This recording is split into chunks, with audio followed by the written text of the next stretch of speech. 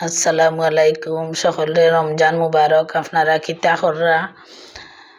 আজ তো আলহামদুলিল্লাহ আমরা একটা রোজা গিয়ে আবার দ্বিতীয়টা শুরু হয়ে গেছে।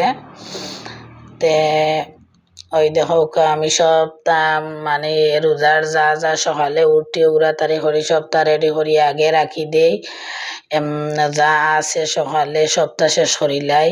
এরপরে তো সন্ধ্যার আগে গিয়ে আবার ফাঁকঘরে ঢুকিয়া সপ্তাহ শেষে রেডি করলা।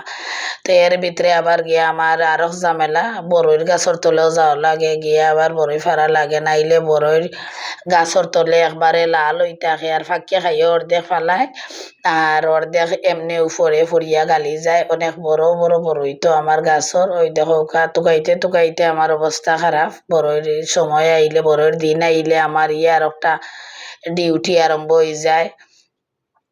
তো ওই দেখো গায়ের মাঝে ফুল গাছ থাকিয়া ফুলের পাতা হলো পরে, এগুলো আসলে খুবই আকর্ষণীয় ভালো লাগে। তো রোদিন দিলাইছি কিছু বড়ই, ওই দেখো খাঁচাই ফাঁক নাই পরে তো সপ্তাহ রোদিন দিলে একটু লাল হইলে তারপরে টেফকালিয়া দিমু। এর মাঝে এখানো গোয়াও আছে, শুকনা উড়ি বেশি উড়িও আছে, সবটা মিলাইয়া এখানো রোদিন দিয়াকে আমি দিয়া হই বলে এগুলো গাই গেলে আস্তে আস্তে সপ্তাহ ঠিক করে রাখি দিমু। তো ওই দেখো এখানের মাঝে আমি আটটা আমার বড়ই টুকাইরাম, আটটা আমার বড়ই টুকাইরাম। এর মাঝে কই বলে আরো কতটা বড়ই আছে উফরে যে লাল, ওগুলো ফাড়ছি আস্তে আস্তে করিয়া। ফাড়িয়ে আরো ফাড়াও যায় না, অনেক উঁচা গাছটা। তো চেষ্টা করি আর কি, কিছু ফারবার মানুষও নাই এমন এক অবস্থা। ওই দেখো সাত থাকি একটা মানুষ তুলিয়া, ছোট একটা বাচ্চা তুলিয়া সাত থাকিয়া ও বড়ইগুলা নামাইছি। ছাদের মাঝে অটোমেটিক গাছ থাকি পড়ে আর ছাদ ভরি যায়।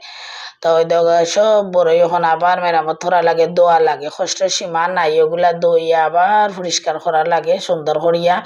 আমি বেশ করি মোটরও পানি সারিয়ে ওগুলো সুন্দর করিয়া দইরাম, দইলে একটা কালার বারোয় চকচকা লাগে। বড়ইগুলার অনেক ময়লা জমো এখান থেকে বড়ই খেতে থেকে, ওই সবটা আমি সুন্দর করি ওই দই লিছি। দইয়া আপনারা দেখাইরাম বড়ইর কালারটা কিলো হইব। সব বড়ই যখন ফাড়মু আর শুকাইয়া যখন রোদির দিমু টেফকাইলে তখন আপনারা দেখাইমু। ওই দেখা বড়ির কালারটা কি যা সুন্দর। সকল বালা তাহকা।